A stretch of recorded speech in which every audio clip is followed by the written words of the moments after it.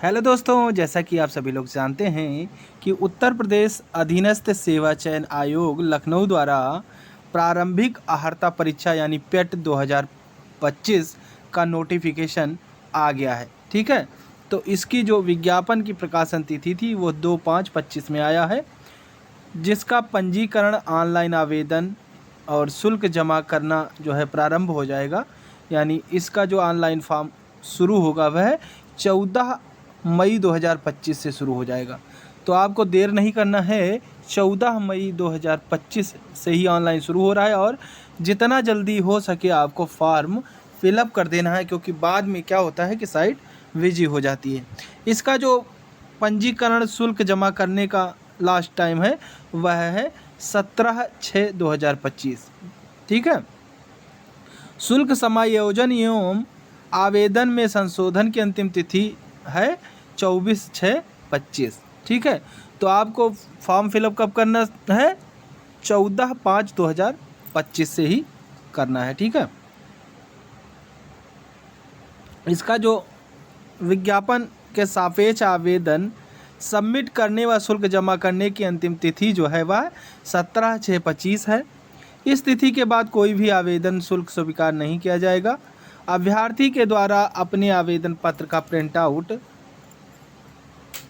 Out तब तक नहीं निकाला जा सकेगा जब तक कि उसके द्वारा जमा शुल्क का समायोजन बैंक द्वारा नहीं किया जाता। अतः अभ्यर्थी के द्वारा बैंक से शुल्क का समायोजन 17/6/25 तक अथवा उसके पश्चात विलंबतम 7 दिवस के अंतर अर्थात 24/6/25 तक अनिवार्य रूप से करा लिया जाना है। ठीक है, इस अवधि में अभ्यर्थी द्वारा अपने आवेदन पत्र में अनुमन्य विवरण संशोधित भी किया जा सकता है। अगर आपसे कोई उसमें फॉर्म फिलअप करते समय कोई गलती हो गई है तो वह भी आप इस बीच जो है संशोधन कर सकते हैं।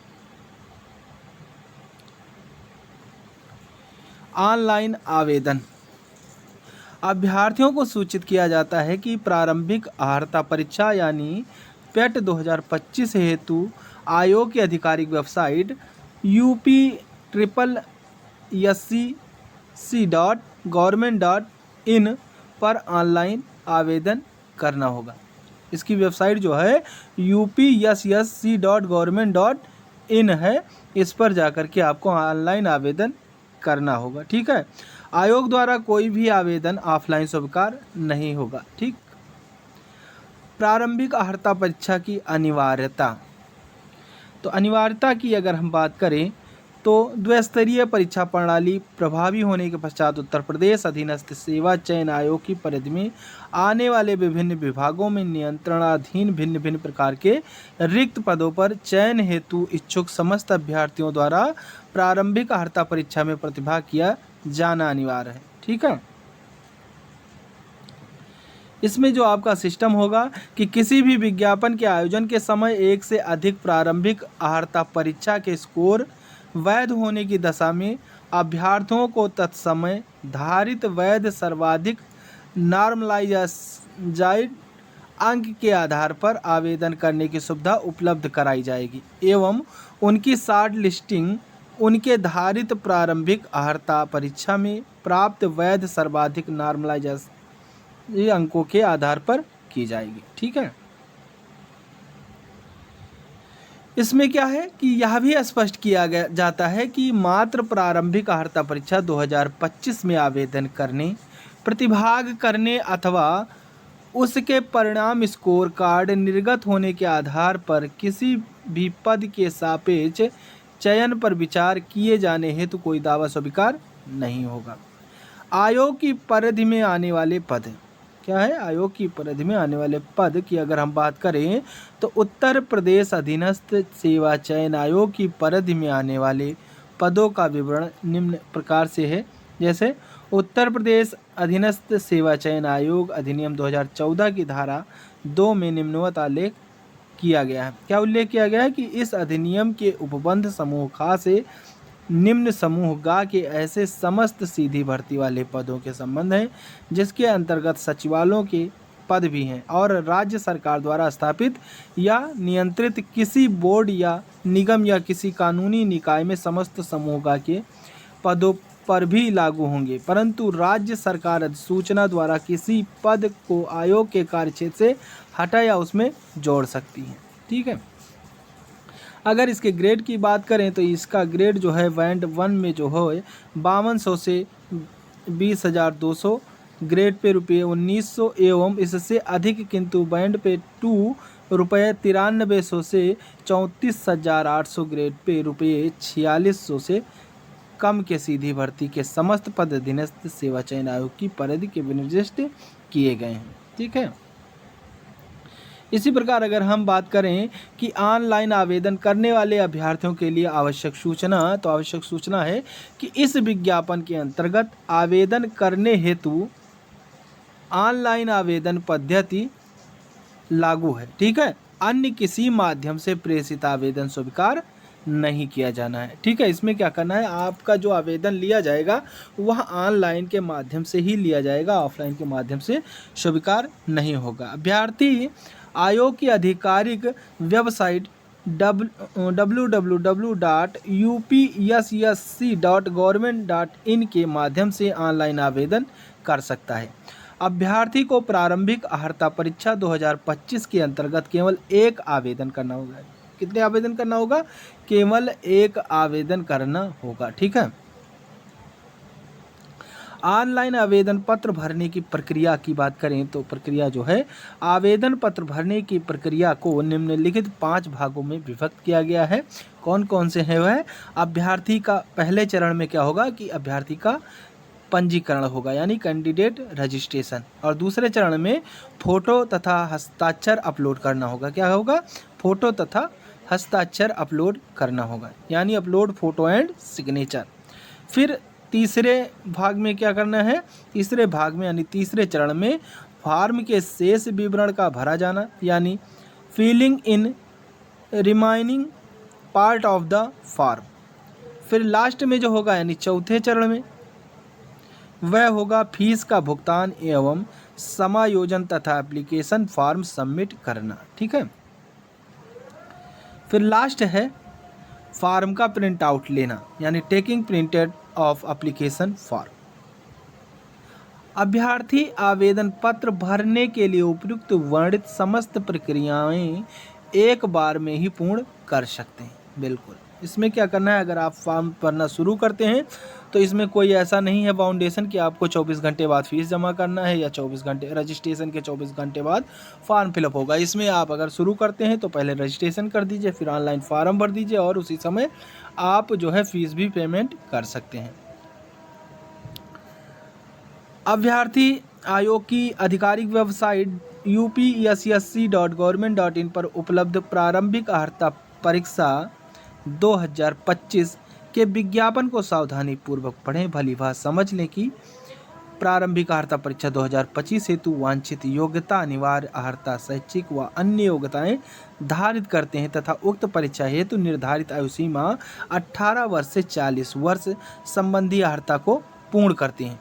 यदि अभ्यर्थी आरक्षण संबंधी प्रावधानों, किसी सेवा नियमावली अथवा शासनादेश, मान्य न्यायालय के आदेश के आधार पर आयु सीमा में अतिरिक्त शिथिलता का दावा करते हैं तो उनके द्वारा सुसंगत अभिलेख, उक्त सेवा नियमावली, शासनादेश, मान्य न्यायालय के आदेश का विवरण व तदनुसार आवेदन हेतु वांछित अतिरिक्त समयावधि का विवरण ऑनलाइन आवेदन में भरा जाना होगा। अतः आवेदन प्रक्रिया प्रारंभ करने से पूर्व अभ्यर्थी यह सुनिश्चित कर लें कि वह आवेदन हेतु अर्हता धारित करते हैं।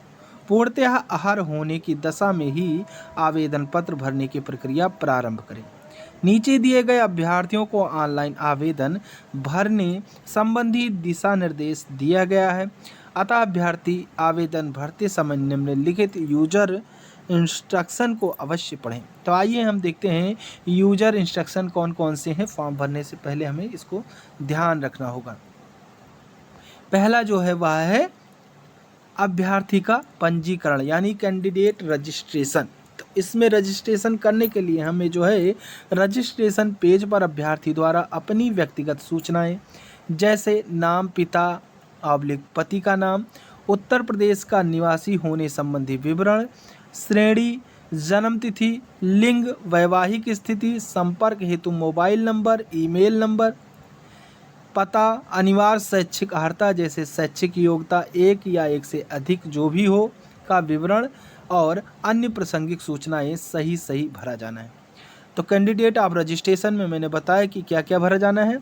ऐसे ही अभ्यर्थी जिनके द्वारा पूर्व में प्रारंभिक अर्हता 2021, 22 या 23 हेतु आवेदन किया गया था वह उक्त परीक्षा के रजिस्ट्रेशन नंबर के आधार पर भी प्रारंभिक अर्हता परीक्षा 2025 हेतु पंजीकरण कर सकते हैं। इसमें क्या होता है कि यदि अभ्यर्थी द्वारा प्रारंभिक अर्हता परीक्षा 2021, 22, 23 के रजिस्ट्रेशन में भरी गई समस्त प्राथमिक सूचनाएं प्रारंभिक अर्हता परीक्षा 2025 के आवेदन पत्र में स्वतः प्रदर्शित हो जाएंगी, जिससे अभ्यर्थी को अपनी प्राथमिक सूचनाएं पुनः दर्ज नहीं करनी पड़ेगी। इसमें क्या है कि अगर आपने पेट का फॉर्म 2021, 22, 23 में दिया होगा तो आप उसी रजिस्ट्रेशन से जो है दोबारा रजिस्ट्रेशन कर सकते हैं। इससे यह होगा कि आपको दोबारा सारा फॉर्म फिलअप नहीं करना पड़ेगा। अगर आप पुराना रजिस्ट्रेशन डालते हैं तो आपकी सारी जानकारी स्वतः फिल हो जाएंगी। ऐसे अभ्यर्थियों को अपना रंगीन फोटोग्राफ जो पिछले 6 माह के भीतर में लिया गया हो और नमूना हस्ताक्षर को स्कैन प्रति इमेज पुनः अपलोड करनी होगी। ठीक है, उसमें क्या करना होगा, सारी सूचनाएं आ जाएंगी, लेकिन सिर्फ आपको फ़ोटो और सिग्नेचर दोबारा अपलोड करना होगा। अभ्यर्थी द्वारा उपर्युक्त सूचनाएं अंकित करने के पश्चात रजिस्ट्रेशन पेज पर नीचे की ओर इंटर वेरिफिकेशन कोड में प्रदर्शित वेरिफिकेशन कोड को प्रविष्ट करते हुए सबमिट बटन पर क्लिक करना होगा। तत्पश्चात दूसरे पृष्ठ पर रजिस्ट्रेशन स्लिप प्रदर्शित होगी, जिसमें 11 अंकों का रजिस्ट्रेशन नंबर अन्य विवरण प्रदर्शित होगा। अभ्यर्थी इसकी प्रति मुद्रित यानी प्रिंट अवश्य कर ले, जिसका उपयोग भावी कार्यों हेतु किया जाएगा। यदि किसी कारण से अभ्यर्थी रजिस्ट्रेशन के समय रजिस्ट्रेशन स्लिप प्रिंट ना कर सके तो वह ऑनलाइन आवेदन सबमिट करने की अंतिम तिथि तक आयोग की वेबसाइट एप्लीकेंट सेगमेंट में नो योर स्टेटस के अंतर्गत प्रिंट डुप्लीकेट रजिस्ट्रेशन स्लिप विकल्प पर जाकर उक्त रजिस्ट्रेशन स्लिप प्रिंट कर सकता है। ठीक है, नेक्स्ट है फोटो तथा हस्ताक्षर अपलोड करना। ठीक है, इसमें क्या करना है कि अभ्यर्थी को रंगीन फोटोग्राफ निम्न मानक के अनुसार होना चाहिए। जैसे चेहरे की छवि स्पष्ट दिखनी चाहिए, चेहरे पर अत्यधिक चमक छाया नहीं होनी चाहिए, ठुड्डी से शिखर तक साफ दिखता हो, चेहरे के दोनों किनारे यानी दोनों कान साफ दिखाई देते हों, चश्मा पहनने की स्थिति में आंखें साफ दिखनी चाहिए और शीशा रंगीन नहीं होना चाहिए, कैमरे पर नज़र सीधी हो, अभिव्यक्ति तटस्थ हो यानी आंखें खुली मुंह बंद होना चाहिए, सफ़ेद या हल्के ग्रे रंग की सादी पृष्ठभूमि यानी बैकग्राउंड आवश्यक है। फोटो का आकार 3.5 सेंटीमीटर × 4.5 सेंटीमीटर का होना चाहिए, जिसमें फोटो का लगभग 70% भाग चेहरे से आच्छादित हो। फोटो 6 महीने के भीतर लिया गया होना चाहिए। अब इसमें एक चीज़ आपको और बताना चाहेंगे कि अभ्यर्थी का रंगीन फोटोग्राफ उपयुक्त निर्धारित मानक के अनुरूप होना चाहिए, जिसकी फाइल का आकार जो है 50 KB से कम तथा 100 KB से अधिक नहीं होना चाहिए। अभ्यर्थी अपना रंगीन फोटोग्राफ JPG प्रारूप में स्कैन कर अपलोड कर सकता है। अभ्यर्थी का हस्ताक्षर हिंदी/अंग्रेजी में निर्धारित मानक 3.5 सेंटीमीटर चौड़ा तथा 1.5 सेंटीमीटर लंबा के अनुरूप होना चाहिए, जिसकी JPG प्रारूप में फाइल का आकार 30 KB से कम तथा 50 KB से अधिक ना हो। यह भी स्पष्ट किया जाता है कि अंग्रेजी भाषा में कैपिटल लेटर्स में हस्ताक्षर अमान्य होंगे। अभ्यर्थी अपने हस्ताक्षर के नीचे स्वयं की हस्तलिपि में हिंदी में अपना नाम अवश्य लिखेंगे। अभ्यर्थी द्वारा 6 माह से पूर्व का फोटोग्राफ, गलत फोटोग्राफ, अस्पष्ट फोटोग्राफ तथा त्रुटिपूर्व हस्ताक्षर की फाइल अपलोड करने की स्थिति में उनका आवेदन पत्र आयोग द्वारा निरस्त किया जा सकता है। ठीक है, इसलिए आपको ध्यानपूर्वक रखना है और फोटो बहुत ही सही से अपलोड कर देना है। अभ्यर्थी फोटो तथा हस्ताक्षर अपलोड करने के बाद कंटिन्यू बटन को क्लिक करते ही अगले पृष्ठ पर चले जाएंगे। अगला पृष्ठ जो होगा वह फॉर्म के शेष विवरण का भरा जाना होगा। इस भाग में अभ्यर्थी को अपना स्थायी पता व पत्र व्यवहार का पता इत्यादि संबंधी विवरण को भी भरना होगा। इसके उपरांत अभ्यर्थी को अपने आवेदन के संबंध में की जाने वाली एक घोषणा डिक्लेरेशन से भी सहमत होना पड़ेगा। ठीक है, उसमें एक डिक्लेरेशन लिखा होगा, उस पर आपको चेक करना है और चेक करके सबमिट करेंगे तो आगे बढ़ जाएंगे। ठीक है, जो घोषणा होगा उसको आपको यस करके आगे बढ़ जाना है। ठीक है, अब है शुल्क का भुगतान एवं समायोजन तथा आवेदन पत्र सबमिट करना। अभ्यर्थी निर्धारित शुल्क का भुगतान credit card, debit card, internet banking, UPI या एसबीआई के ई चालान के माध्यम से वेबसाइट पर दिए गए निर्देशों का पालन करते हुए कर सकते हैं। किसी अन्य माध्यम से निर्धारित शुल्क का भुगतान करने की अनुमति नहीं है। भुगतान सफलतापूर्वक होते ही अभ्यर्थी का भरा हुआ आवेदन पत्र प्रदर्शित होने लगेगा। अभ्यर्थी अपने इस आवेदन पत्र को डाउनलोड व प्रिंट कर सकते हैं। कृपया ध्यान दें कि यदि अभ्यर्थी द्वारा परीक्षा हेतु निर्धारित शुल्क का सफलतापूर्वक भुगतान होने की पश्चात भी आवेदन पत्र प्रदर्शित नहीं हो रहा है तो इसका आशय यह है कि अभ्यर्थी के आवेदन के सापेक्ष निर्धारित परीक्षा शुल्क का समायोजन नहीं हो सका है।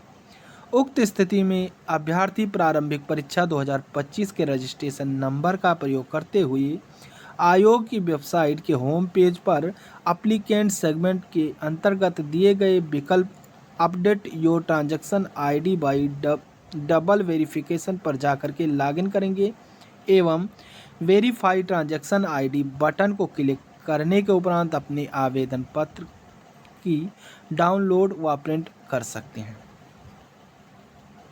शुल्क का भुगतान असफल होने पर आवेदन पत्र के स्थान पर पेमेंट एक्नॉलेजमेंट रिसीव्ड प्रदर्शित होगी।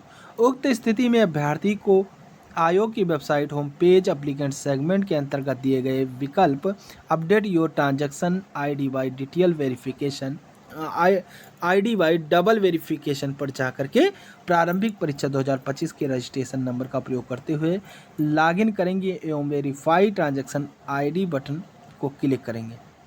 तदुपरांत आयोग की वेबसाइट होम पेज पर एप्लीकेंट सेगमेंट के अंतर्गत दिए गए एप्लीकेशन फी डिपोजिशन विकल्प पर जाकर निर्धारित शुल्क का भुगतान करेंगे। शुल्क का सफल भुगतान होते ही अभ्यर्थी का आवेदन पत्र प्रदर्शित होगा। इसके पश्चात अभ्यर्थी अपने आवेदन पत्र को अपलोड व प्रिंट कर सकते हैं। ई चालान के माध्यम से शुल्क का भुगतान करने हेतु अभ्यर्थी को एसबीआई का ई चालान डाउनलोड कर एसबीआई की किसी भी शाखा में जाकर के निर्धारित शुल्क जमा करना होगा। शुल्क का भुगतान करने के बाद अभ्यर्थी द्वारा एप्लीकेंट सेगमेंट के अंतर्गत update your transaction ID by double verification mode के माध्यम से ई चालान का विवरण भरकर शुल्क का समायोजन किया जाएगा। अभ्यर्थी से अपेक्षित है कि प्रारंभिक अर्हता परीक्षा 2025 के आवेदन की अंतिम तिथि तक अथवा उससे एक सप्ताह के अंतर प्रत्येक दशा में अपने शुल्क का समायोजन कर अपने आवेदन पत्र को डाउनलोड कर उसका प्रिंट आउट अवश्य प्राप्त कर लें। निर्धारित अवधि व्यतीत हो जाने के उपरांत अभ्यर्थी आवेदन पत्र का प्रिंट आउट प्राप्त नहीं कर सकेंगे। शुल्क के सफल भुगतान एवं समायोजन के उपरांत ही अभ्यर्थी अपने आवेदन पत्र को डाउनलोड व प्रिंट कर सकते हैं। ठीक है, यदि किसी तकनीकी समस्या व अन्य किसी कारण से अभ्यर्थी निर्धारित शुल्क का भुगतान तत्काल नहीं कर पा रहा है तो वह शुल्क जमा करने की अंतिम तिथि तक आयोग की वेबसाइट होम पेज पर एप्लीकेंट सेगमेंट के अंतर्गत दिए गए विकल्प update your transaction ID by double verification पर जाकर के प्रारंभिक अर्हता परीक्षा 2025 के रजिस्ट्रेशन नंबर का प्रयोग करते हुए लॉगिन करेंगे एवं वेरीफाई ट्रांजैक्शन आईडी बटन को क्लिक करेंगे। तदुपरांत आयोग की वेबसाइट के होम पेज पर एप्लीकेंट सेगमेंट के अंतर्गत दिए गए एप्लीकेशन फी डिपॉजिशन विकल्प पर जाकर के निर्धारित शुल्क का भुगतान करेंगे। कृपया ध्यान दें कि अभ्यर्थी शुल्क जमा करने की निर्धारित तिथि के उपरांत यानी पहले शुल्क जमा क्या है कि निर्धारित अंतिम तिथि के उपरांत शुल्क जमा नहीं कर पाएंगे और ना ही अपना आवेदन अंतिम रूप से सबमिट कर सकेंगे। इसलिए तिथि के पश्चात यानी पहले ही इस संबंध में आयोग द्वारा कोई भी प्रत्यावेदन अथवा दावा स्वीकार नहीं किया जाएगा। तो इसमें क्या करना है, जो टाइम टेबल है आपको उसी के हिसाब से काम कर लेना है। अब आइए देखते हैं कि आवेदन शुल्क क्या है कि ऑनलाइन आवेदन हेतु श्रेणीवार निर्धारित शुल्क का विवरण। तो इसमें जो है वह अनारक्षित यानी सामान्य व्यक्ति जो है उसके लिए आवेदन शुल्क हो जाएगा 160 रुपये। ऑनलाइन प्रोसेसिंग शुल्क की बात करें तो 25 रुपये, अर्थात टोटल जो है शुल्क योग ऑनलाइन प्रोसेसिंग शुल्क मिला करके 185 रुपये फीस लग जाएगी। अन्य पिछड़ा वर्ग की बात करें तो इसमें शुल्क इनका हो जाएगा 160 रुपये। ऑनलाइन प्रोसेसिंग शुल्क जो है 25 रुपये और दोनों मिलाकर के 185 रुपये हो जाएंगे। अनुसूचित जात की बात करें तो अनुसूचित जात का आवेदन शुल्क 70 रुपये, ऑनलाइन प्रोसेसिंग शुल्क 25 रुपये, टोटल 95 रुपये शुल्क हो जाएगा। अनुसूचित जनजात की बात करें तो आवेदन शुल्क 70 रुपये, ऑनलाइन प्रोसेसिंग शुल्क 25 रुपये, दोनों मिलाकर के 95 रुपये शुल्क हो जाएगा। दिव्यांग जन की अगर बात करें तो इनका आवेदन शुल्क जो है वह 0 हो जाएगा। ऑनलाइन प्रोसेसिंग शुल्क इनका सिर्फ 25 रुपये पड़ेगा और यह जो है 25 रुपये में ही इनका ऑनलाइन हो जाएगा। स्वतंत्रता संग्राम सेनानी के आश्रित भूतपूर्व सैनिकों, उत्कृष्ट खिलाड़ियों एवं महिला अभ्यर्थियों को क्रमांक 1 से 4 तक उल्लिखित उनकी मूल श्रेणी के अनुसार शुल्क दिए होगा। अभ्यर्थी अपनी श्रेणी के अनुसार निर्धारित शुल्क जमा करेंगे। तो अगर जिस तरीके से इसमें श्रेणी में दिया है, अगर आप सामान्य हैं तो आपको 185 रुपये, ओबीसी हैं तो आपको 185 रुपये, एससी हैं तो 95 रुपये और अनुसूचित जनजाति हैं तो 95 रुपये आपको शुल्क दिए होगा। लास्ट में क्या करना है आपको कि फॉर्म का प्रिंट आउट लेना है। ठीक है, अभ्यर्थी को निर्देशित किया जाता है कि वह निर्धारित तिथि तक आयोग की वेबसाइट के होम पेज पर उपलब्ध नो योर स्टेटस सेगमेंट के अंतर्गत प्रिंट डिटेल एप्लीकेशन फॉर्म विकल्प पर जाकर अपने आवेदन पत्र का प्रिंट आउट अवश्य प्राप्त कर लें। अभ्यर्थियों को अभिलेखों की संवीक्षा परीक्षण के समय इस फॉर्म की एक प्रति प्रस्तुत करनी होगी। यदि अभ्यर्थी द्वारा निर्धारित शुल्क का भुगतान किया जा चुका है और अभ्यर्थी अपने आवेदन पत्र का प्रिंट आउट नहीं निकाल पा रहे हैं तो अभ्यर्थी आयोग की वेबसाइट होम पेज पर उपलब्ध एप्लीकेशन सेगमेंट के अंतर्गत दिए गए विकल्प update your transaction ID in double verification पर जाकर के शुल्क समायोजन की अंतिम तिथि से पूर्व अपने शुल्क का समायोजन कर आवेदन पत्र का प्रिंट आउट प्राप्त कर सकते हैं। ठीक है, ये तो रहा आपका फॉर्म फिलअप करना। अब अगर आप जो है फॉर्म करते समय कोई गलती कर देते हैं और उसमें कोई संशोधन अपेक्षित है तो उसके लिए आपको क्या करना होगा, ये देखते हैं। अभ्यर्थी अंतिम रूप से आवेदन पत्र को सबमिट करने के उपरांत अपने आवेदन पत्र में संशोधन कर सकते हैं। आवेदन पत्र में संशोधन हेतु अभ्यर्थी आयोग की वेबसाइट के होम पेज पर उपलब्ध मॉडिफाई सबमिटेड एप्लीकेशन पर क्लिक कर वांछित विवरण भरने के उपरांत लॉगिन करेंगे। तत्पश्चात उनके पंजीकरण मोबाइल नंबर / ईमेल पर एक OTP वन टाइम पासवर्ड प्राप्त होगा। अभ्यर्थी द्वारा OTP को प्रविष्ट करने के उपरांत ही सबमिट आवेदन पत्र प्रदर्शित होगा। अभ्यर्थी को अपने पंजीकृत मोबाइल नंबर ईमेल में किसी प्रकार के संशोधन की अनुमति नहीं होगी, परंतु वह अपने आवेदन पत्र के किसी भी अन्य विवरण में संशोधन कर सकता है।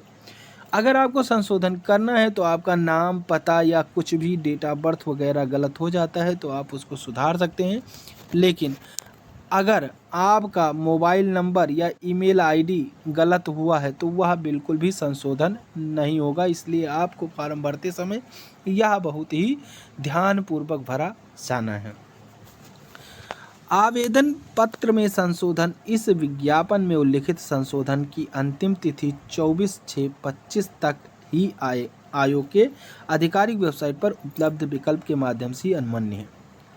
उक्त तिथि के उपरांत आवेदन पत्र में संशोधन किया जाना संभव नहीं होगा तथा इस संबंध में त्रुटि सुधार संशोधन हेतु कोई ऑफलाइन ऑनलाइन प्रत्यावेदन स्वीकार नहीं किया जाएगा।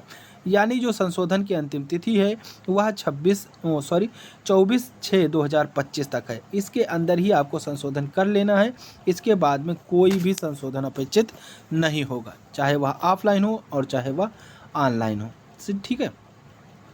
अगर हम शैक्षिक अर्हता की बात करें तो आइए देखते हैं क्या है। प्रारंभिक अर्हता परीक्षा 2025 में हाई स्कूल तथा उसके समकक्ष अर्हता धारित करने वाले अभ्यर्थी आवेदन कर सकते हैं। अतः ऐसे सभी अभ्यर्थी जिनके द्वारा आवेदन पत्र सबमिट करने की अंतिम तिथि से पूर्व हाई स्कूल अथवा उसके समकक्ष अर्हता धारित कर ली गई है, वे प्रारंभिक अर्हता परीक्षा 2025 हेतु आवेदन कर सकते हैं।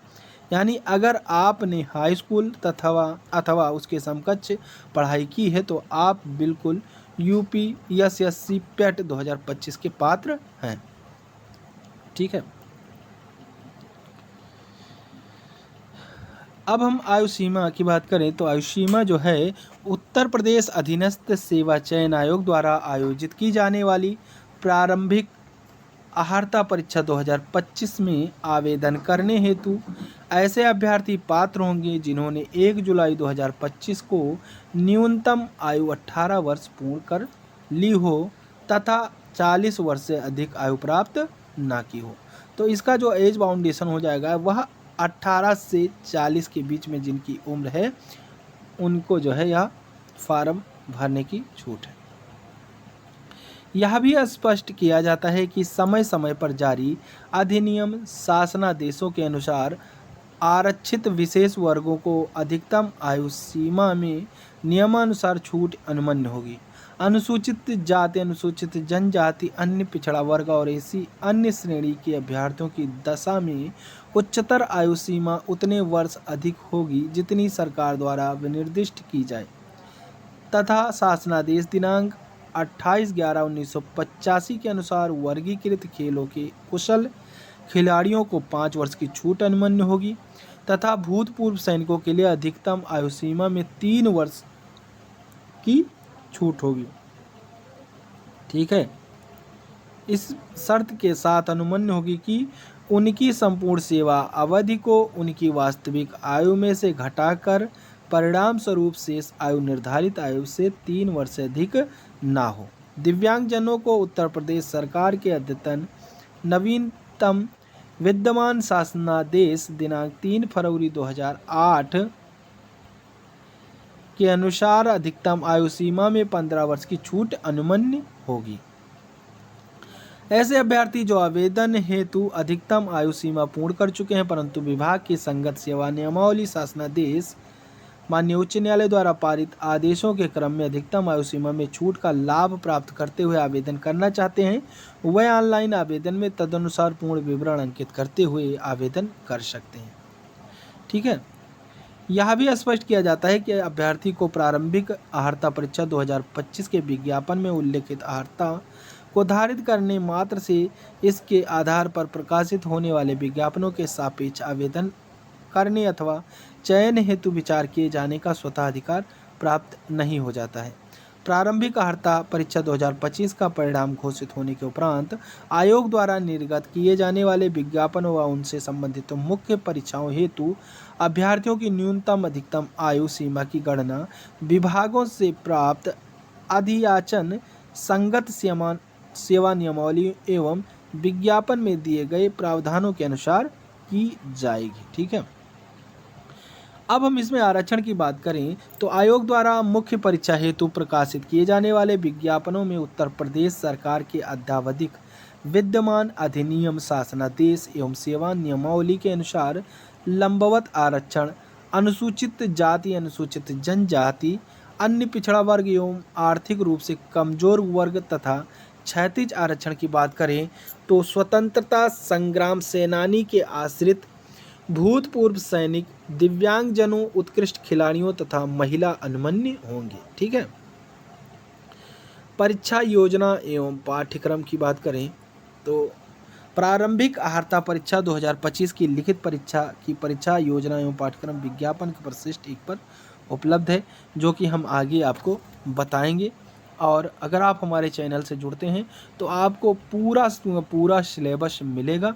हर दिन आपको 2 वीडियो मिलेगी जिसमें आपको बहुत ही अच्छे से सारा सिलेबस आपको पढ़ाया जाएगा। ठीक है, अगर हम यहाँ पर लिखित परीक्षा के संबंध में विशेष नोट की बात करें तो यदि प्रारंभिक परीक्षा 2025 हेतु आवेदन पत्रों की संख्या अत्यधिक होती है और आयोग के लिए समस्त अभ्यर्थियों की लिखित परीक्षा एक ही पाली शिफ्ट दिन में आयोजित किया जाना सुविधाजनक नहीं होता है तो उक्त लिखित परीक्षा एक से अधिक पालियों यानी शिफ्ट यानी दिनों में आयोजित की जा सकती है। यदि परीक्षा एक से अधिक पालियों शिफ्ट दिनों आयोजित की जाती है तो अभ्यर्थियों के तुलनात्मक मूल्यांकन हेतु स्कोर के नॉर्मलाइजेशन की प्रक्रिया लागू होगी। स्कोर के नॉर्मलाइजेशन के उक्त प्रक्रिया के संबंध में आयोग की सूचना संख्या 42/5 विज्ञापन अनुग्रह 11/2019 दिनांक 22 मई 2019 द्वारा अभ्यर्थियों को जो है इसमें सूचित किया गया है। इस संबंध में आयोग का निर्णय जो होगा वह अंतिम होगा। परीक्षा का कार्यक्रम, प्रारंभिक अर्हता परीक्षा 2025 की लिखित परीक्षा के कार्यक्रम के संबंध में यथा समय आयोग की आधिकारिक वेबसाइट के माध्यम से पृथक से सूचित किया जाएगा, जो कि हमारे चैनल के माध्यम से भी आपको जानकारी मिल जाएगा। तो इसलिए आप हमारे चैनल को सब्सक्राइब कर लीजिए। स्कोर की वैधता जो होगी वह कैसे है, उत्तर प्रदेश शासन कार्मिक अनुभाग 3 के शासनादेश संख्या 316/47 का 3-2025 दिनांक 28/4/2025 के क्रम में प्रारंभिक अर्हता परीक्षा में प्राप्त अंक परीक्षा परिणाम आयोग की वेबसाइट पर अपलोड किए जाने की तिथि से 3 वर्ष तक प्रभावी होंगे। कितने वर्ष तक? 3 वर्षों तक प्रभावी होंगे। अभ्यर्थियों के लिए महत्वपूर्ण अनुदेश की बात करें तो महत्वपूर्ण अनुदेश है, उत्तर प्रदेश के आरक्षित श्रेणी के सभी अभ्यर्थी आवेदन में अपनी श्रेणी अवश्य अंकित करें। अभ्यर्थी के आहार अनर्ह होने के संबंध में आयोग का निर्णय अंतिम होगा।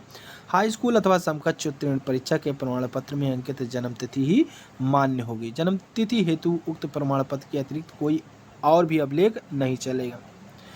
आयु एवं शैक्षिक योग्यता की पुष्टि में अंक पत्र, प्रमाण पत्र, उपाधि की स्वप्रमाणित प्रति मांगे जाने पर प्रस्तुत करना होगा। आयोग द्वारा परीक्षा की तिथि, समय, परीक्षा जनपद तथा परीक्षा केंद्र आदि के संबंध में सूचना प्रवेश पत्र के माध्यम से अनुक्रमांक सहित दी जाएगी। ठीक है, ऐसे ही आवेदन पत्र में जन्म तिथि का उल्लेख न करने, वयस्क या अल्प वयस्क होने पर, न्यूनतम शैक्षिक अर्हता धारित न करने पर अथवा गलत मिथ्या सूचना देने पर अभ्यर्थन निरस्त किया जा सकता है। ठीक है, ऐसे ही तमाम चीज़ें दी हुई हैं। ठीक है, अभ्यर्थी द्वारा एक से अधिक आवेदन करने की दशा में अंतिम सबमिट जो आप लास्ट में करते हैं उसे ही स्वीकार किया जाएगा। ठीक है, और बाकी हट जाएगा।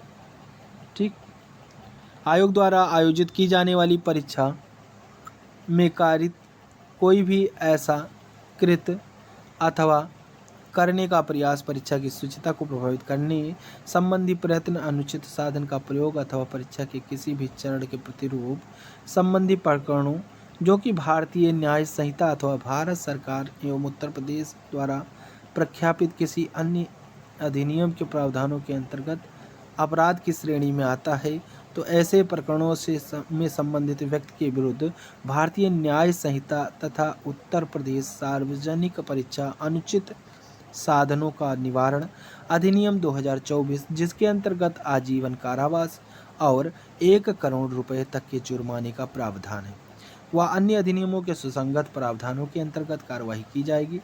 अभ्यर्थी को परीक्षा विशेष से तथा आयोग की आगामी परीक्षा से वंचित भी किया जा सकता है। ठीक है,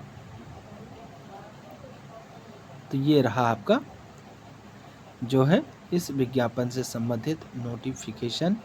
अब हम जो है आपको अगले वीडियो में बताएंगे इसका सिलेबस, तो आप उसके लिए चैनल को सब्सक्राइब कर लें। ठीक है,